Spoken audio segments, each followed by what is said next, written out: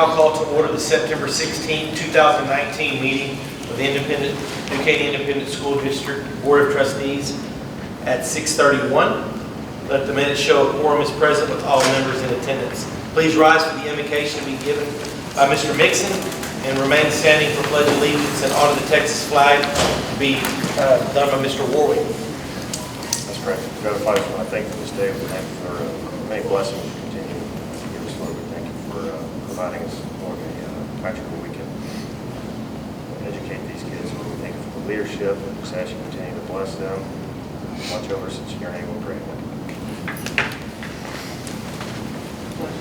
To the flag of the United States of America and to the republic for which it stands, one nation, under God, indivisible, with liberty and justice for all. Honor the Texas flag. I pledge allegiance to thee, Texas, one state, under God, one indivisible.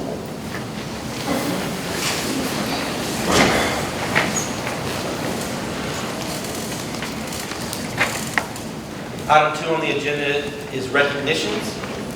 Ms. Heine, principal at Woodridge Forest Middle School, is up first. There she is.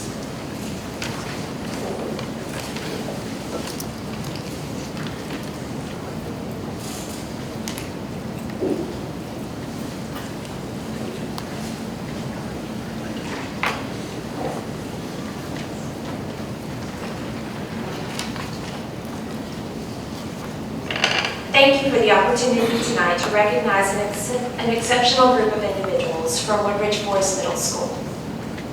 They all stand before you because of their drive, dedication, and commitment to always do something just a little bit better.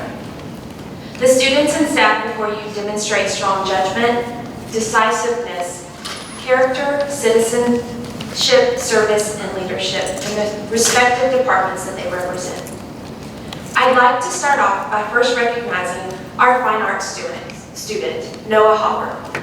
Noah is an 8th grade student, a gifted musician, artist, and performing artist at Woodridge. Gabe Cancino, the band director at Woodridge, said this about Noah. He's a well-rounded student and a fantastic musician. He is the big reason for the continued success of the band program at Woodridge Forest. Noah is a 2-year member of the varsity band and a member of the Region 33 All-Region Band. He sets an example of commitment, work ethic, and consistency that all other students should look up to.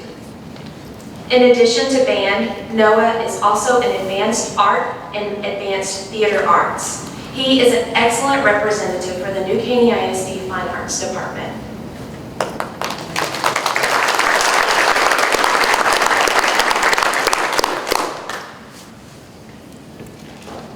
Next is our career and technical education student, Dakota Newcomb. Dakota is an 8th grader at Woodridge and is enrolled in the pre-agriculture class, college career readiness class, and a member of the junior FFA. Dakota is a member of the Woodridge Forest Middle School livestock judging team, volleyball team, and an active participant in FCA. Her sponsor, Mary Beth Roden, had this to say about Dakota. She has a positive attitude, loves helping in class, works hard every day in all of her classes, and aspires to be in sports medicine after high school. She even had stated that she and Dakota have a special handshake that they greet each other with each and every day. Dakota is an all-around amazing student and young lady. Dakota, thank you, and we can't wait to see all the great things you accomplish.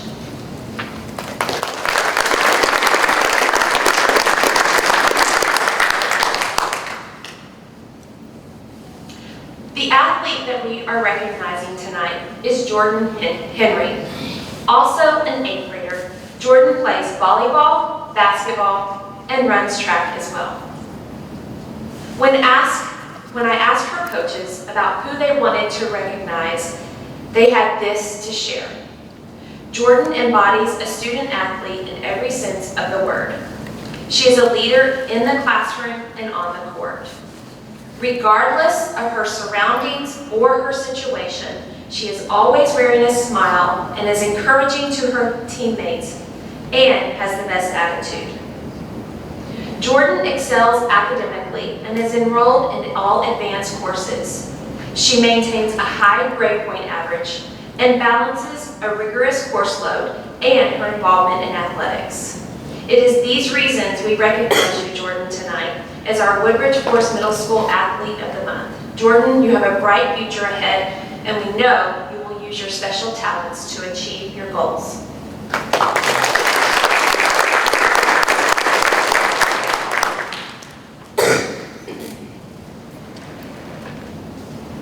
Delmy Velasquez is a custodian at Woodridge Forest Middle School. She takes great pride in her work and always steps in to help. There's no job too big or small, and her contribution and efforts always go above and beyond. Her positive approach and willingness to serve our school is why we wish to thank her and recognize her tonight. Her manager, Ms. Dean, had this to say. She is a team player, committed to keeping the school safe by making sure doors are always locked, and she always comes to work on time. Thank you for your dependability and the way you approach each and every day with a positive attitude. Thank you, Ms. Vasquez.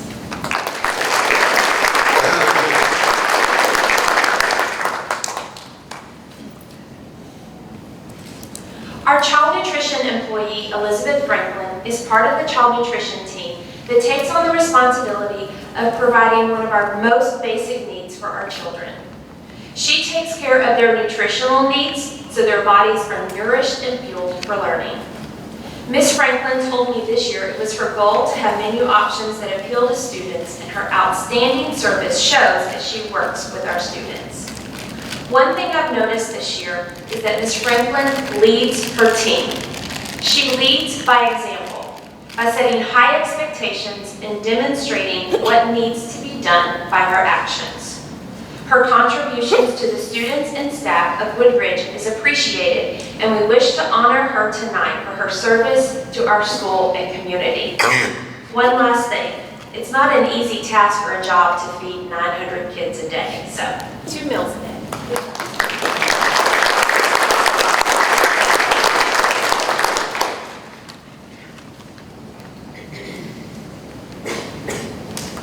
Donna Pavarachik, also known as Miss Donna, is who we're recognizing as our paraprofessional. I'm sure each of you could probably think of one person that plays a critical role in your professional life supporting you, your department, or maybe someone in your business. It's my pleasure tonight to share with you who that person is for me. Donna Pavarachik often goes unnoticed because she works behind the scenes to be sure that every event goes off without a problem. Coordinating lunches, subs, events, managing budget, keeping me on point, and on top of all events are just a few of her gifts. Donna also has 3 talented kids who are Spartans, and I have to share a little backstory with you. Donna joined our district in 2015 as the counselor secretary at New Caney High School. Most Fridays, she wore New Caney blue. But occasionally, she would show up with a little bit of red. In 2016, Donna joined the Woodridge Forest Middle School as the principal's secretary and now wears red every Friday. Ms. Donna, thank you for your support. We're so thankful to have a kind, caring, talented, committed, hardworking individual to support our campus. Tonight, this recognition is just a small token of our gratitude from Woodridge Forest Middle School. Thank you.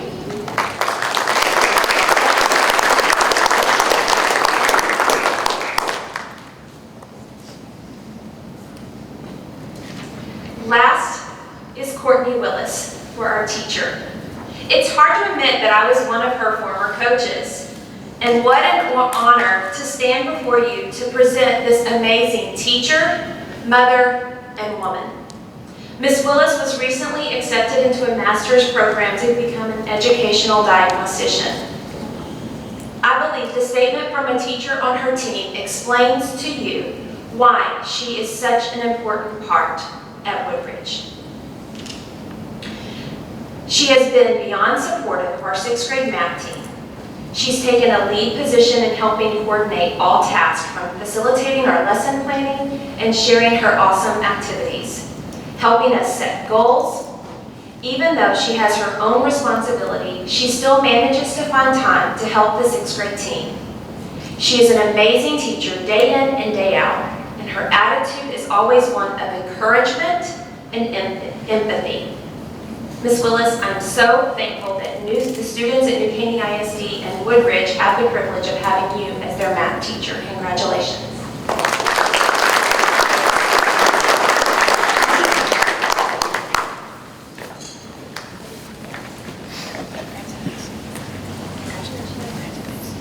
Great job.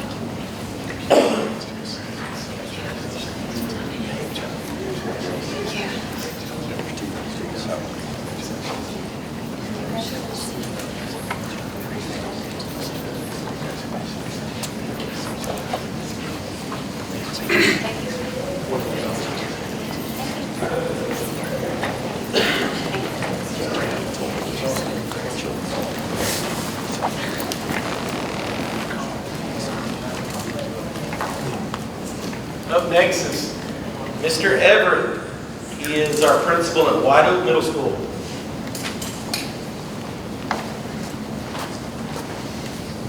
You're getting more gray. Just turn, let me tell you what, I turned the corner, it's like all of a sudden this side. It might have to do with your hair, so it's 10 years younger. First I want to say that this is probably the main school board meeting, or my 2 favorite school board meetings of the year, to be honest with you. When we get to recognize the students in May, and for me personally, as principal of White Oak Middle School, to recognize all these fantastic people tonight, it's truly an honor. I told them tonight I'll be saying some mostly good things about y'all, but hopefully we can keep it there. All right. So first, I'd like to. It's the reason why we're here is for our students. So our student athlete to be recognized tonight is Jocelyn Sanchez. She's one of the most coachable students at White Oak Middle School, and she's an extremely hardworking young lady. Last year, she competed in cross country, basketball, track, and soccer. She's already started out this year running cross country. I saw her compete this past weekend. And she ran a new personal best of 15 minutes and 1 second in 2 miles. So just she overtook some of those last couple runners, and she dug really deep. It was just really awesome to see. I don't think I can do a mile in 15 minutes. She continues to make tremendous improvement from last year due to her efforts and coachability. And she is absolutely just one of the most model students in the classroom as well for us at White Oak Middle School. So thank you so much for being here. Our next student is our CTE student, our CATE student, is Israel Manzano. He's one of White Oak Middle School's most dedicated CTE students. Not only has Israel been enrolled in numerous CTE courses, but he's also an active member of the Porter Junior FFA. He's hardworking, self-driven. He's a part of the livestock judging team, where he increasingly grows his knowledge of agriculture through the livestock industry. Thank you so much. You're an awesome dude. Our fine arts student is Cindy Figueroa. She's an absolute pleasure to have as an art student. She always comes into class ready to work and is focused until the very end of class. She welcomes, as an artist, constructive criticism, which is very difficult sometimes for artists to do. But she welcomes that just because she wants to grow. She listens and learns from it. Cindy always has a positive attitude and is the first to help anyone. Not only is Cindy a very talented artist, but she excels in all her core classes as well. And just a quick note, one of the neatest things when we talk to the students and we make a phone call from my office, and it's, they're recognized for doing these just good things, being great students. And when they get called to the office, just like any student, it's like, what am I doing in the principal's office? And so, we kind of play it a little bit, but then when we call parents, I'm like, hey, do you want to kind of mess with your parents a little bit? 95% of the time, they're like, yes, please, can you? And a mom was at Walmart, and we had her go, and she's like, my son's about to just leave Walmart right now and go get you. So she pulled out her mom voice, and I had to let her off the hook. So that little kid. All right. So our paraprofessional, Ms. Anel Ortega. She's our campus bookkeeper and registrar. She's dedicated to her job, and I'm truly hard-pressed to say that she may be the best registrar bookkeeper in the district. And that's not to take away from anybody else, okay? We're always ahead of the game when it comes to reports because for her to be on time is to be late. She really is dedicated. Mr. Casberry, I'm not sure if you know or not, but we don't have any 98s, which is fantastic already. But we started working on that a couple weeks ago just because of her, okay? She is consistently recognized by others on the campus, is always doing a fantastic job, and she is a true asset to White Oak Middle School and to Caney ISD. Our custodian is Miss Delisa Ward. I don't know if it's in Miss Ward's vocabulary for her to even have the ability to say, I don't think so, or we can't do that. Anytime I've gone to her for anything, she is just automatically yes-minded. Yes, sir, we can do that. No problem, Mr. Simons, we got this. She can always be counted on to get the job done. There's never been a time since she's been at White Oak Middle School that we've not been able to accomplish any task, and that's not easily said. Thank you for being part of the Lawrence family. Our child nutrition employee could not be here, Ms. Bach. I literally don't know what we could do without her. Her heart is all about making sure the students get fed. She's a true leader in the kitchen and is another strong link in the chain that helps our campus move towards success every day. And last but not least, Mr. Davenport. He's our teacher. Sometimes, I've thought about this year and even last year, sometimes I really think I'm going to have a sash made for him, right? Because he is Mr. White Oak Middle School. He is awesome. He's a true asset to our campus. If there's an event going on, he's there. Basketball, football, soccer, volleyball, he's there. If we need a teacher for coverage, Mr. Davenport is always one of the first people to step up. He's there.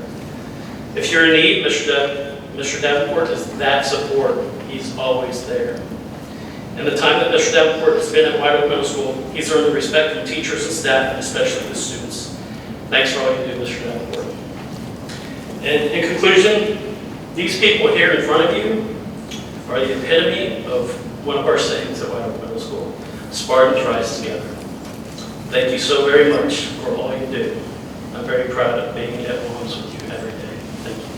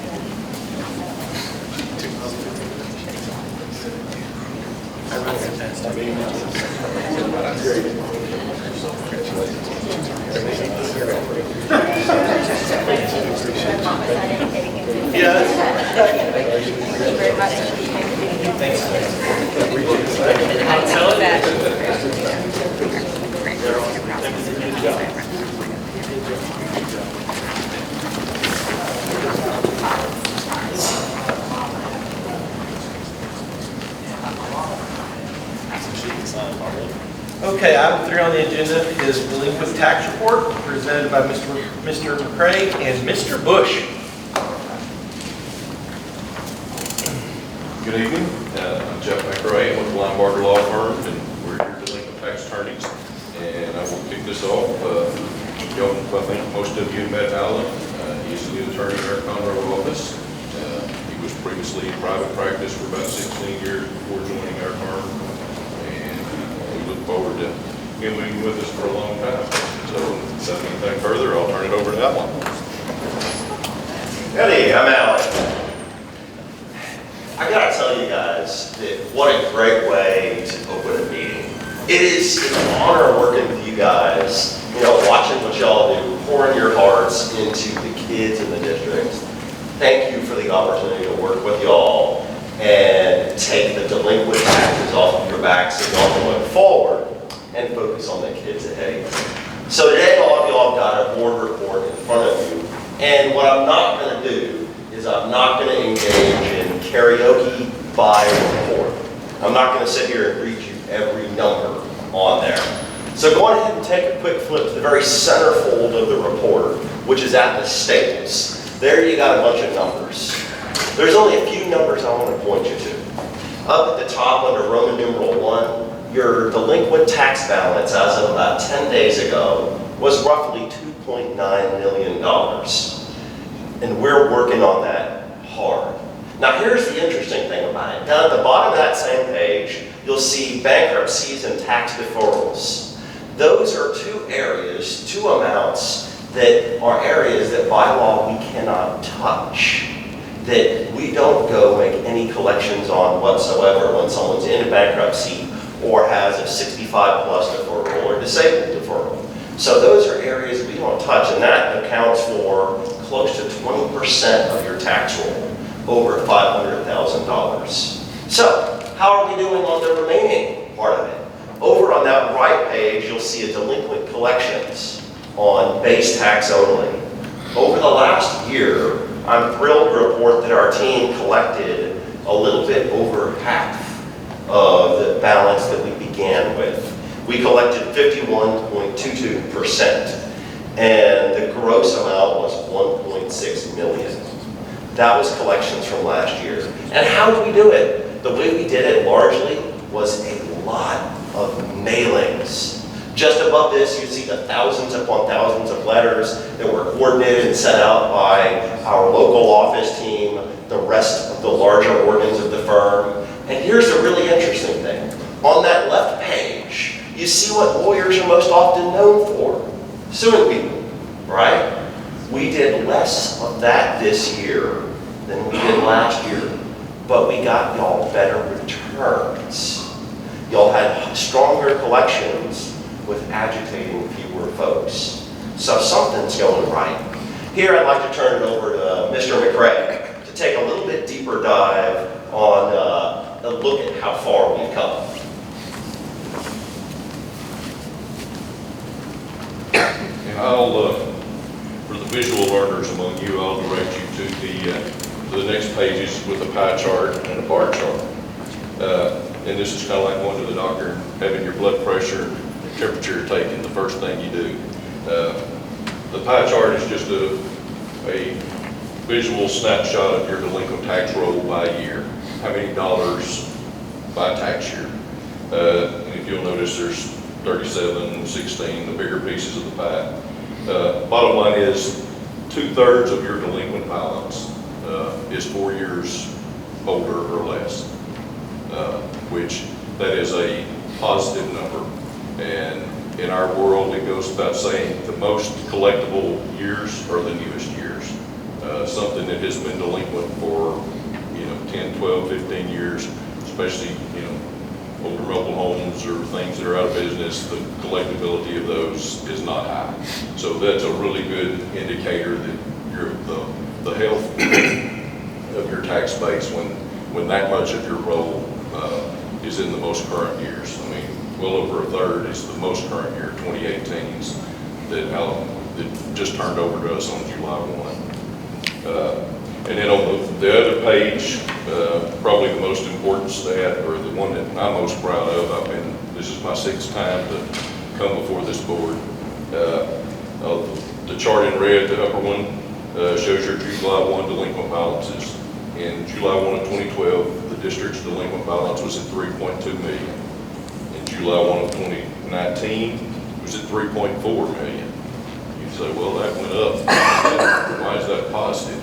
Well, if you look at the chart below you, that's a chart of your levies. So your current collection percentage annually is always at 98.5%. This year, I think this year is probably the highest I've seen.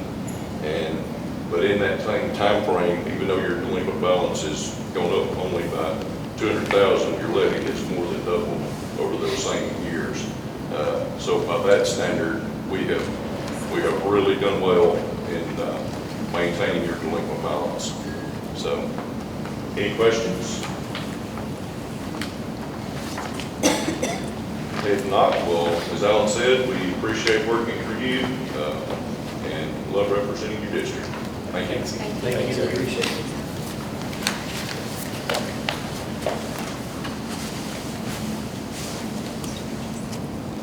Item 4 on the agenda is open forum. The board will now hear comments from those persons who have signed up to speak. Ms. Martinez, how are you? Come on up. Hello, I'm everyone. going to read the quick little disclaimer that we have to read, so keep it legal. So the board encourages comments from citizens of the district and or employees, anyone wishing to speak, either as an individual or representative of a group, may do so at this time. The board asks the comments pertain to public education issues and be no longer than 5 minutes. Remember, the board may not discuss any issues that are not posted on the agenda. If an issue mentioned is listed on tonight's agenda, the board will defer discussion until the appropriate time during the meeting. In addition, the board will adopt complaint policies that are designed to secure at the lowest administration level to promote the resolution and concerning the complaints and concerns. So current time for us is 6:56. My name is Yvonne Martinez. I currently have 3 children in the district, 2 currently at Woodridge Forest Middle School, 1 at Porter High School. I actually came before the board because what I wanted to discuss actually deals with all of the school district, and it actually has to do with the positive communications as far as getting information from the schools to the parents. And so one of the things that I just finished sharing that I like from him, in order to collect 51.2% of your delinquent taxes from last year, he did lots of mailings. So that snail mail was probably the best that actually worked according to these 2 guys. And one of the things that I had wanted to mention was that we do get communications from the principals. They use Skyward, like we'll get Woodridge Forest Middle School Principal's Corner from Ms. Caney, and then we'll also get like Porter High School updates from Principal Harris. But one of the things that I was looking at actually had to do with the websites, and as most of you all know, my biggest concern has a lot to do with academics, and especially whatever we can do in order to bring Caney forward, especially in the community in which we're in. And so one of the things had to do with, I was looking at the website at some of the other local high schools, and then I noticed they had put information on the website about when the AP testing was going to be done, when the PSAT was going to be done, when the pre-ACT was going to be done. And some of those schools actually require payment for those tests. Fortunately, our school does not, but some of the other schools also don't require.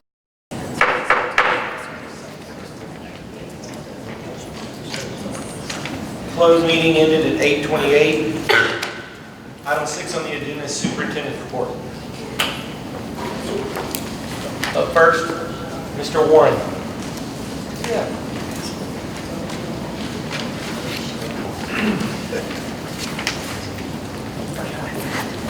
Good evening. Well, we already sparked interest around the room. There's been a few people turn around and look at that, it's like, oh. First off, I want to say thank you. Thank you so much for all you do. Being able to do the things we do in the district and to give you some information about a program that we're really excited about. Been talking about it for a little while, and then got Mr. Dowdy kind of going on some things, and he has taken this to new levels, no pun intended. What we'd like to present to you tonight is some information about a program in our engineering department that will be starting up next school year in August. And we're going to use the rest of this year to kind of prepare and get some things lined out with classes and different things like that that we have to work on. The goal of what we're trying to do is to be able to turn kids on to careers in aviation, and through that program, we're going to be building an airplane. One of the airplanes that you see there on the screen. I provided you with a little bit different information than what's on the PowerPoint. So the things that are in the packet that was set down in front of you has a little bit different information than what's on the PowerPoint. It's all relevant. It's all part of the same program. So as you thumb through that, it will be different than what is on the PowerPoint. So I want to introduce to you Mr. George Dowdy. He is the teacher out at Porter High School Engineering that teaches aerospace. He's been with the district for several years, took a little vacation last year. I won't say exactly what he was doing, but it was a lot of fun, I think. But he's back with us this year, and we're excited to have him. I'm going to let him kind of go through the presentation, and we'll move on. Thanks for having me. So the plane we're going to build, it'll look just like that. I made sure to put one that they're at New Caney, we got both colors. Because, it'll be open to the whole district, so it'll be based out of high school, but we're getting kids over from Caney High School who like to do it. And it's called a Vans RV-12. It's a two-seater, 100 horsepower airplane, cruises about 125 miles per hour. So they'll be building a real plane with the most, modern avionics and propulsion that they have in the aviation industry. So by doing this, the kids will see a little bit of everything that goes into the aviation, from the engineering department to the technicians to the design. We'll have the blueprints here and go from scratch. So let's see this. Oh yeah. So we're going to work with this foundation called Tango Flight. And by doing that, Tango Flight will actually maintain ownership of the plane. So the district has no liability. And it also allows us to actually take these kids flying in it. We can train them in this plane once it's completed. So Tango Flight, they help run this with this, and it offers a turnkey solution that makes it practical to complete this plane in about 1 year's time. You can do it a 1-year program or a 2-year program. And here's a shot of it in the classroom. It actually is pretty small. You can build it in most any pretty small room. It's designed that people can build these in their garages. The wings come off really easily and put them back on, so you can transport it to the airport. So it is a nationally recognized program. It is partnered with PLTW, which is what the engineering curriculum is used at Caney High School and Woodridge High School. And here's what they do mostly. It does the ownership. It helps fundraise to get it started. They do the first fly and phase 1 fly off because it is an experimental plane. So you actually have to test fly. You kind of test pilot yourself, and they'll handle that before you get certified through the FAA to fly the plane. And it helps set up the lab. And the most important thing is the mentors. It's set up to where we partner with the Experimental Aircraft Association. They find mentors in the area that will come work with the kids.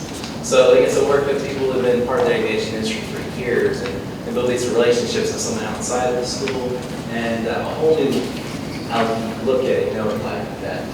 And let's see. I guess next slide. And here's some shots of the building plane in the classroom. It helps every bit of the skill set, anything that goes in the aviation industry. Next slide. It doesn't take much space, so it's pretty easy to do. You see that's basically a normal science lab size room that they're building in there. You can see shots of the mentors. A lot of them, old retired men, so you get to hear about history and things they're not going to always. It's just they build these really great relationships, it sounds like.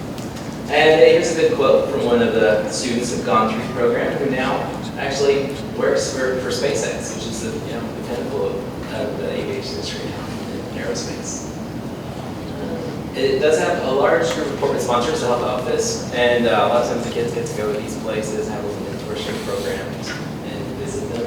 And we're going to try and get some more corporate sponsors in this area. It's one of the first schools in this part of Texas to do it. And that's a shot of the first one that company has ever done. That's all completed. And next, there's a few little things about why we want to do this. There's just a massive shortage of pilots right now, and then everything that supports the aviation industry. So you can see by 2038, we need 212,000 new pilots, so 193,000 all the technicians to support the program. So these kids can go right out of high school into these fields. And there's a few more shots. This is worldwide numbers. We're looking at 804,000 pilots within 20 years. We needed 769,000 technicians. Next one. And this is just from Boeing. All the big companies keep track of all these numbers. They all pretty much match up. So it's a great field for these kids to get into. And I guess look at the next slide. This is just a shot of the area. This is actual the VFR navigation chart because I am working on my pilot's license now. I should be done in a week or two. Which is another interesting thing is I'm going to be the only school where the teacher actually can fly the kids. None of the other programs I've done around the country have an actual pilot that's teaching the class. But every little circle and blue dot there is an airport, so there's just a need in this area for jobs in this sector. And this is a budget for it. You can see that this is the total cost, which is $81,000 to get the plane built. But the most important thing about this is at the end of this company will sell the plane and it funds the next plane. So we start this and then it is self-supporting. So we got this initial investment, but then we can do it every year or every 2 years, however we want to run it. And we don't really have to spend any money again, just keep up tools as they wear out and that's it. They'll sell the plane and the program can just keep growing from there. And next slide, please. Oh, there's a video. Yeah, I'm going to play the video. Oh, that's cool. And there's a video of some of the kids who've done this before.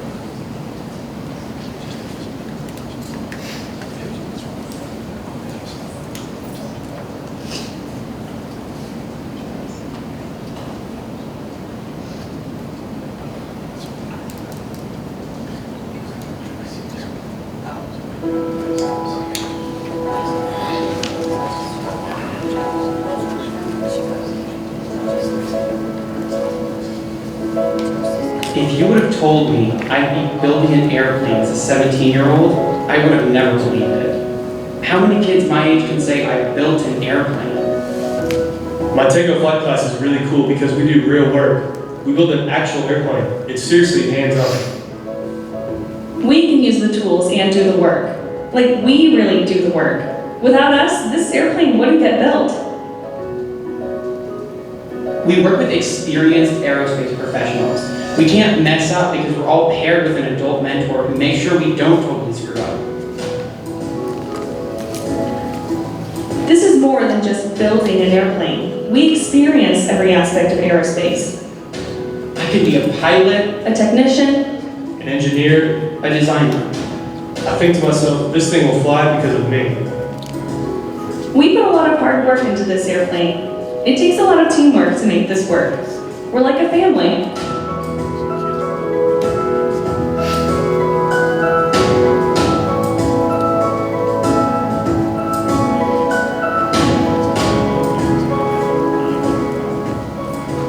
You can help someone's career take flight.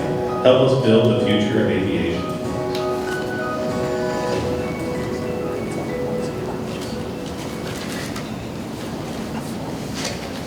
And that's pretty much it, but thanks for your time, thanks for supporting us, and if you have any questions, let me know. I do have some questions. Yes, we do. Yes, we do. How many students can be enrolled in the program per semester? That's what we're looking at right now. It really depends kind of how many mentors we can get in this area.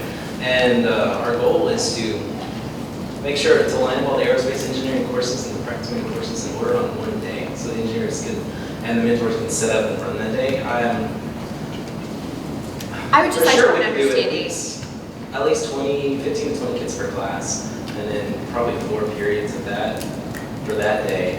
And that would just be the ones that are officially in the class. We can tie this into every single class that we teach in engineering. It applies to all the different levels we teach. We can also tie in the Air Force ROTC.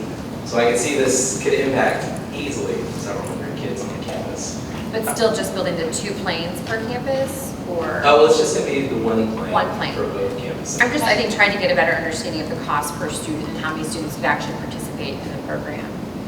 Well, that would be the initial cost, but like, it's free once we've got the first plane built and sold. And the that first supports the 81,000 program. comes from fundraising scholarships, or do we take it out of our budget, the CTV budget? Oh, that would really be my department. I'm just That's teaching. the question. Yeah. That's what I'm thinking. Warren, It's part of the, excuse me? You say Q in the Warren, hurry. It is part of the budget that we're processing for next year, yes. All right.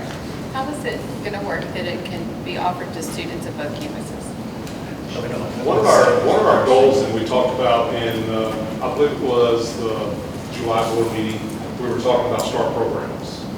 And the STAR program, one of the STAR programs for Porter High School is engineering, in which the students from other campuses in their upper level classes would go to Porter High School for those upper level engineering classes. So this fits right perfectly in what we're trying to do. So they would just be taking bus from one campus to another? How are you recruiting mentors for the program? Well, that's one of the things that Tango Flight does. So this is They're part of doing that that process. And then I'm also a member of the Experimental Aircraft Association. I've been working, it was one of the most active chapters. It's right here in Conrad.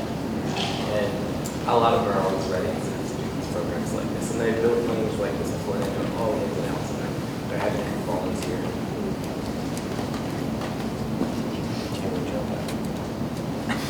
How would you say the startup cost to this program compares to some of our other CTE programs? You know, I don't really have background data on startup costs for other programs that we've started. This is probably the first one that I've been experiencing with, so I don't have that data right. Okay, no, that's fair. But I would assume that if you say something to someone that we're going to be building an airplane and they ask you the cost and we tell them that it's No, I was about surprised that it was 81,000, they're really shocked. I mean, it's a lot of money, but for the type of work that we're getting with the kids, it's really cheap for an aircraft, and it's flyable. The avionics in it is tremendous. The experiences they're going to get with mentors is huge. So the cost is, yes, it is quite a bit of money, but it is very good. Will these students have their pilot's license at the end of the year, or is this something that's just for? Well, certifications as well. They could, depending on how we set that up. I mean, at first they won't, because we won't have the plane to train them in. Right. But once the plane is built, your option is we can keep it as long as we want and just use it for flying and training other courses like technician courses, working on the avionics, the engines, or training the kids. That's something I would love to add into the program. If we could work on ways to get to where we could train them and get their pilot's license during the year, and they could leave right out of high school with them. But it wouldn't be until that plane is built. And there are some schools that they'll fund 2 of these. And there'll be one they get built and they keep it forever. And then the next one they build, and that keeps the program running. It keeps selling the second one. So you always have one plane that you can use for events and to get more people involved. And we can fly this thing over the stadium on Friday night and put smoke out the back end if we want to. We have our own airship. And then they have the other ones that are building and one training. So it's certainly where we could grow this. So we could have a full aviation department that trains pilots and technicians and get them certified right out the door. And one thing I would like to add to this is I'm going to get my ground instructor certificate, so I can for sure have kids to where they're checked off that they can get the written test on private pilot done, even if the plane not done. And that's something I can just add to myself. Another good piece that we didn't add is there's no special fuel for this plane. This plane works off of regular car gas. It's really cheap. As compared to the planes, run the normal car gas, it burns about 4.5 gallons an hour at 125 miles an hour. So you can fly to Austin and it's cost 5 gallons of gas. So it's really cheap upkeep, and it will sell for more than that. I mean, you actually make a profit off it. They sell for probably about $120,000 when finished, because you get all this labor. What's the weight capacity? Oh, that should be in the specifications, but anyone wants to ride it, I'll take it on it. I think it's about 600 pounds, probably, actually.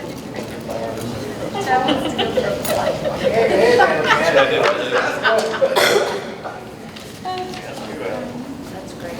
We just need a skinny pilot. Yeah, we're going to have a real skinny pilot to back up. Like an elementary pilot.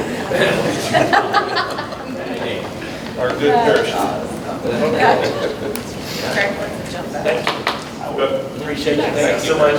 Appreciate it. Thank you. Thank you all. That's great. All right, Mr. Freeman.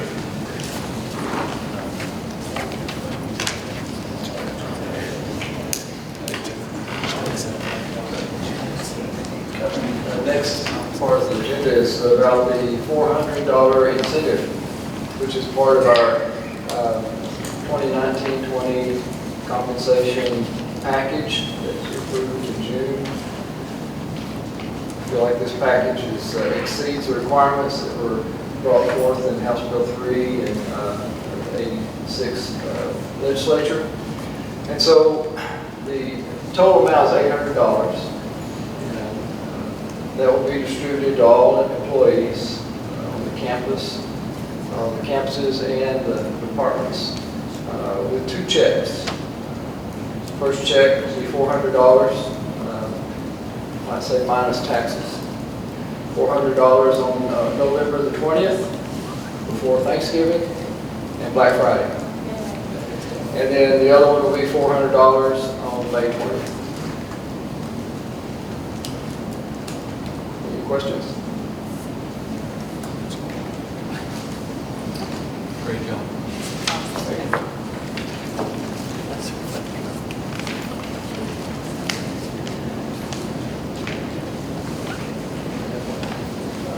Item 7 on the agenda is reports and proposals from board members. Another great job on the fair this year. We appreciate everybody coming out and supporting that. Another wonderful year out there with those guys.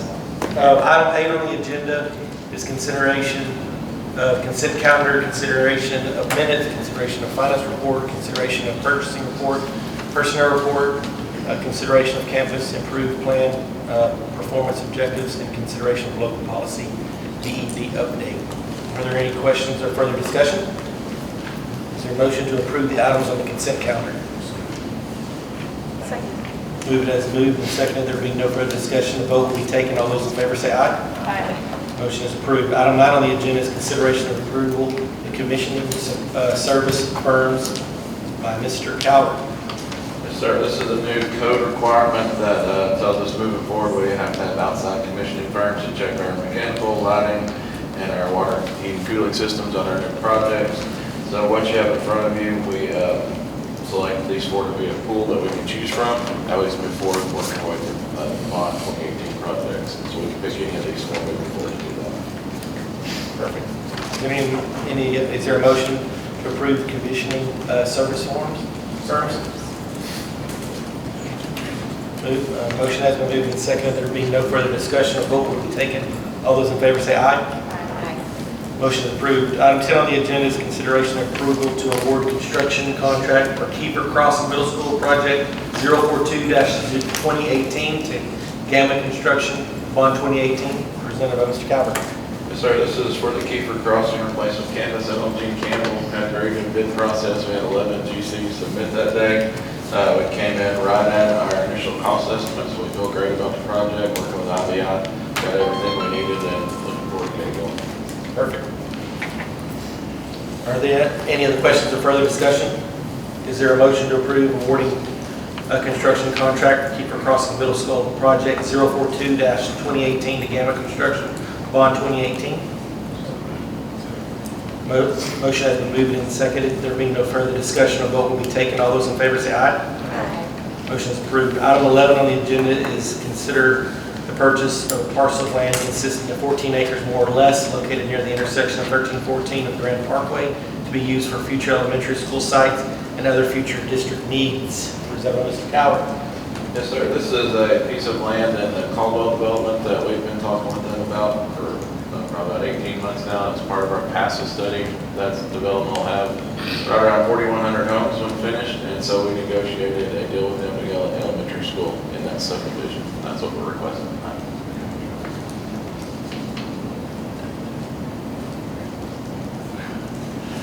Are there any other questions or further discussion? Is there a motion to approve the purchase of a parcel of land consisting of 14 acres more or less located near the intersection of 1314 and Grand Parkway to be used for future elementary school sites and other future district needs? I move to approve the purchase of 14 acres of rural property more or less located near the intersection of FM 1314 and the Grand Parkway used for a future elementary school site or other future district needs, and authorize superintendent boards designate to negotiate and execute a final sale and purchase agreement, as well as any related amendments, closing documents, and post-closing documents. I'll second that. Motion has been moved and seconded. There being no further discussion, a vote will be taken. All those in favor say aye. Aye. Motion is approved. Item 12 on the agenda is consideration of an interlocal out-of-district service agreement with New Caney Municipal Utility District for Keeper Crossing Middle School Replacement Project. Mr. Calvert. Yes, sir. This is an agreement with New Caney Muds, working with those guys to get water and sewer service at Keeper site. So Ricky McDonald and his guys have been very great to work with and getting the school set up with what they need, so everything can remain on schedule and on budget. Are there any other questions or further discussion? Is there a motion to approve the interlocal? You're going to ask if there's going to be questions. You can slow down. Sorry. Let me ask a question. Okay, go ahead. Are we going to be paying out-of-district fees on this? No, there haven't been any mention of any out-of-district fees, and we're still negotiating, so if they come up, then we can address them at that time. They are providing a service because we're not currently in their district, but as an option rather than go into our own water sewer treatment plant like we previously discussed, this is a more cost-efficient option for us. So we can look into that, but based on what I know right now, there's not an issue.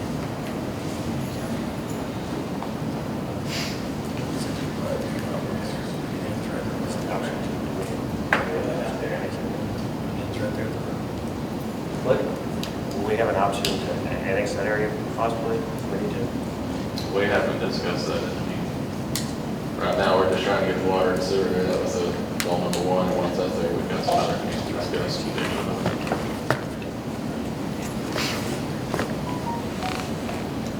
Are there other questions or further discussion? Is there a motion to approve the interlocal out-of-district service agreement for New Caney Municipal Utility District for Keeper Crossing Middle School Replacement Project? I move to authorize the superintendent or his designee to negotiate and execute interlocal out-of-district service agreement with New Caney Municipal Utility District for water and wastewater services in an necessary facilities when the Keeper Crossing goes forward, place and run it. Motion has been moved and seconded. There being no further discussion, a vote will be taken. All those in favor say aye. Aye. Motion is approved. Item 13, we'll be taking no action on that this evening. With there being no further business, the meeting is adjourned at 8:51.